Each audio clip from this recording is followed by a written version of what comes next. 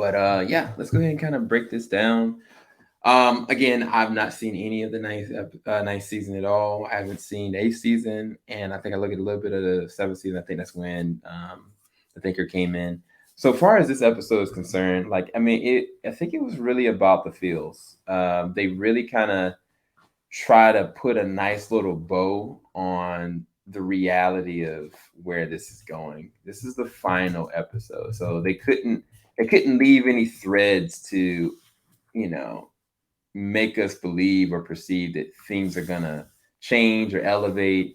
I don't know where Wally is. I thought that was really weird that Wally didn't show up. I think they could have found a way of having Wally show back up, and would have made that so much more special. I did prefer the transition to Wally West becoming the Flash, even if they would have had him like just quit being the Flash, because that's essentially what he's saying he's going to do. He's like, I'm, transitioning. Um, Now, the weird and interesting thing is, I didn't know that Cecile had gotten powers.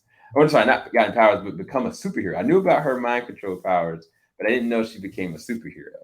So that was interesting. She had some really dope moments. The fact that she single handedly took down um Godspeed, that was really jarring. I'll be very honest and frank. I think that the build up to the fight was perfect, but the actual fight was really lackluster. I think that some of the aerial stuff and some of the setup for it worked out pretty good. Some good payoffs here or there. The Eddie fight with Flash was probably the highlight, but the fact that the Reverse Flash got taken out like that, Savitar, who is Barry, which would have been even more fascinating. I think that there's so many different ways they could have played this out. They could have had it be that Nora connected with Savitar on an emotional level because it's her dad. That would have been fascinating. That no, you don't have to do this because there is actual hope. Like all the different characters, they didn't even have to have a fist fight with it. They could have had like an emotional compromise to show what their vain pursuits are futile. Even Caitlyn, even though it wasn't Caitlyn, now that I'm realizing that would have been a very more fascinating thing to have Zoom be stopped by her because he did have an emotional connection to Caitlyn. Like all the different things, the pieces were there, but instead they kind of made it really flashy and they just wrapped it up very quickly. Even the payoff for Eddie, I think that probably was the best because if you really know Eddie, like no matter if he's being corrupted or seduced by the negative speed force for whatever reason, like he's always loved Iris, absolutely, unconditionally. That's why he sacrificed himself. But he never, I mean, he was jealous of Barry, but he never hated Barry. You know what I mean? There's a difference in true hate and envy and evil. And it was kind of like, it was just weird. I think that now the way that it looks on paper is that Cobalt Blue is kind of an anti-hero, which is what he is in the comics. They've introduced other characters like Max Mercury. Um, so it leaves everything as it should be from a comic book level, but it leaves some other questions of like what happened to Wally. Again, I don't really know. Um, and at the same exact time, the team, I would have loved to have seen Cisco again. I thought that would have been a really touching thing. I do know that there was an episode, I think 3 episodes back, that somebody said was really freaking good. That actually connected some interesting pieces back to the first season. So I may go back and review that episode.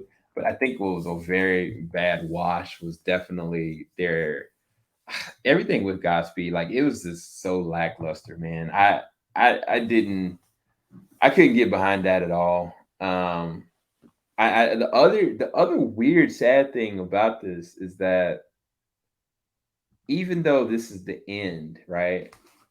It doesn't feel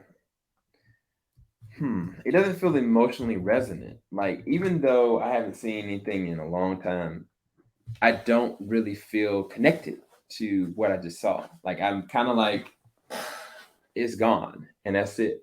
You know, um, like I didn't catch feels. I had old moments. Oh, that's beautiful. When they had the baby, when Jesse was, I'm sorry, well, Joe was singing over the baby when he proposed to Cecile. But everything else, even down to Barry's, his final result, outside of Grant Gustin being an amazing actor and he having some really good emotional scenes. I think when he, in the very beginning of the episode, when Grant, when Barry was arguing with everybody about, like, I'm trying to do this, I'm trying to protect him, just it's got to be another way. And he had this philosophical conversation with what I thought was Caitlin. I thought that was a really dope scene. But others, like, I don't know, I didn't really feel anything. I didn't feel any emotional resonance. Like I didn't expect it, but I also hoped that they wouldn't hold back on anything. The one key thing that we can all effectively agree on through the years is that the casting of Grant Gustin and the casting of Candace Patton was perfect. Like they cast it perfect. I think that they rushed things here and there, they cut corners, they made crazy mistakes, and they kept things over long. But the truth of the matter is, like, there's a reason why people could see easily Grant Gustin picking up, like, and being the Flash, even on a movie format. Like, he is that good.